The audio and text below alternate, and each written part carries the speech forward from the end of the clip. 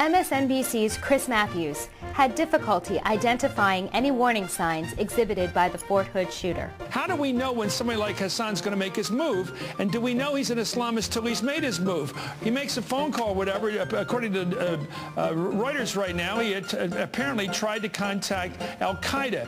Is that the point at which you say this guy's dangerous? That's not a crime to call up Al-Qaeda, is it? Well, Chris, hold is on it? a I mean, second. where do you stop the guy? Earth is stupid. You stop him before the shooting.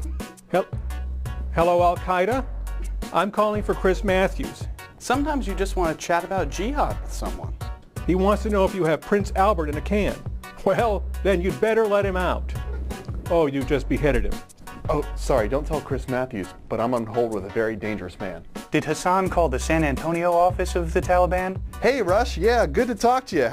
Commemorating the 20th anniversary of the fall of the Berlin Wall, NBC Today Show host Matt Lauer tried to take America down a few notches. I think it may be a little egocentric, but I think most Americans look at that event and they think of it as an American victory. When you talk to Germans today, do they view it that way? If anyone knows about keeping egos in check, it's a television news host. Egocentric, I've never associated that word with a network anchorman. Appearing on PBS's Inside Washington, Newsweek editor Evan Thomas found the real tragedy in the Fort Hood shooting. I cringe that he's a Muslim. I mean, because it just inflames all the fears. I think he's probably just a nutcase, but with that label attached to him, it'll get the right wing going, and it just, I mean, these things are tragic, but that makes it much worse. I cringe every time Evan Thomas opens his mouth. Glenn Beck getting a show on Fox was Evan Thomas's 9/11. I cringe when I hear boobs like Evan Thomas suggest that getting the right wing going is much worse than 13 dead soldiers. I think the fact that he's a Muslim is very relevant. I mean, if he had been a Buddhist, he would have just lit himself on fire. On ABC's Good Morning America, actor Scott Wolf revealed the inspiration behind his role as a sellout journalist on the new TV series B. I play a morally compromised news journalist too, which no, the morally compromised part had nothing to do with you. But you know, he's kind of a modern day. He's not sort of the gravitas parochial, you know, Walter Cronkite. He's more of Anderson Cooper-y. Anderson Cooper?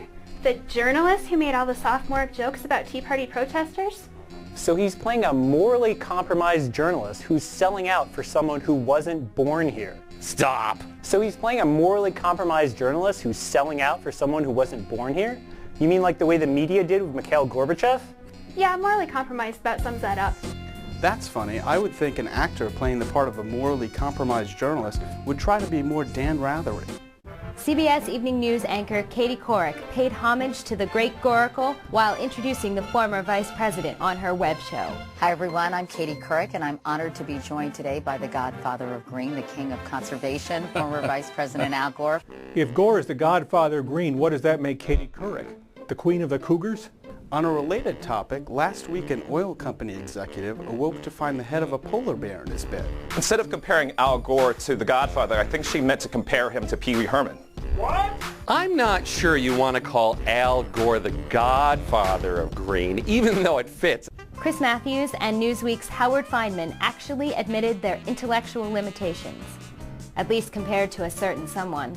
How come he isn't out there pounding away at this? He ought to do it like Ronald Reagan and have 4 points and pound. Right. That's not Barack Obama. No. He is one of his great qualities, whether you like him or not, is patience. And he's playing a very patient. Howard, is he smarter? Howard, is he smarter than us? Of course he is. Much smarter. Smarter than Chris Matthews and Howard Fineman? That's not exactly a high bar. Smarter than Chris Matthews? Is that like saying your football team is better than the Washington Redskins? Oh.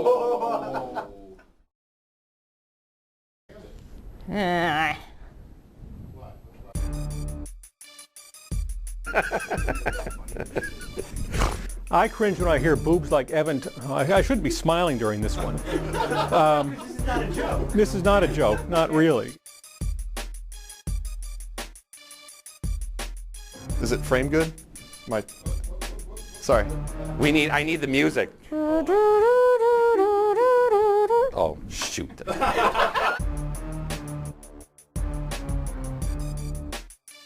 Who's selling out for someone who wasn't born here. You... Oh, I like like where it's going.